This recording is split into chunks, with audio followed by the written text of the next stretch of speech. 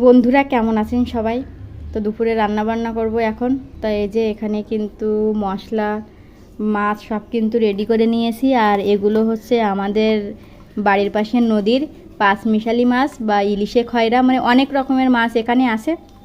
তা আজকে আমি একটা মাছের এই যে নদীর মাছের চচ্চড়ি করব। তো এই যে আমি এখানে নিয়ে নিলাম কিছু পাঁচমিশালি মাছ, আর এখানে কিন্তু আমি এই যে মশলা নিয়ে নিয়েছি, সাথে কিন্তু আমি এখানে আলু কুচিও নিয়ে নিয়েছি, সাথে আলুও দেব। তো এখন আমি ছোটো মাছের চচ্চড়ি রান্না করব, হাতে মেখে রান্না করব চচ্চড়িটা। আমি এখানে পেঁয়াজ দিয়ে দিলাম, তারপর এখানে আছে কিছু আদা বাটা করা রসুন আর কয়েক ছাড়ানো রসুন, তারপরে এই যে জিরা বাটা আর লঙ্কা বাটা, তারপরে এই যে কালারের জন্য অল্প পরিমাণ কাশ্মীরি লঙ্কা দিলাম, পরিমাণ মতো এই যে হলুদ দিয়ে দিলাম, তারপরে এই যে এখানে পরিমাণ মতো লবণ,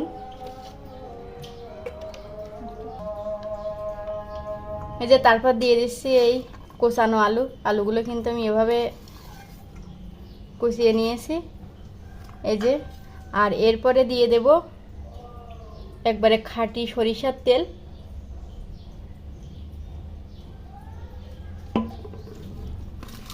এবার কিন্তু আমি মশলাগুলো সুন্দর করে এই যে পাঁচমিশালি মাছের সাথে মিশিয়ে নেব।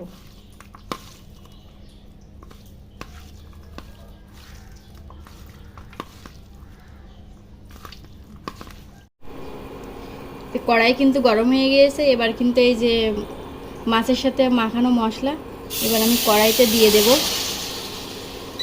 আর আঁচ কিন্তু আমি অল্পই রেখে দেব, যাতে আস্তে আস্তে করে মাছটা সুন্দরভাবে মাছের চচ্চড়িটা সুন্দরভাবে রান্না হয়। বেশি জাল দিলে কিন্তু অতটা ভালো হবে না রান্নাটা, এই জন্য আমি আস্তে আস্তে দেব।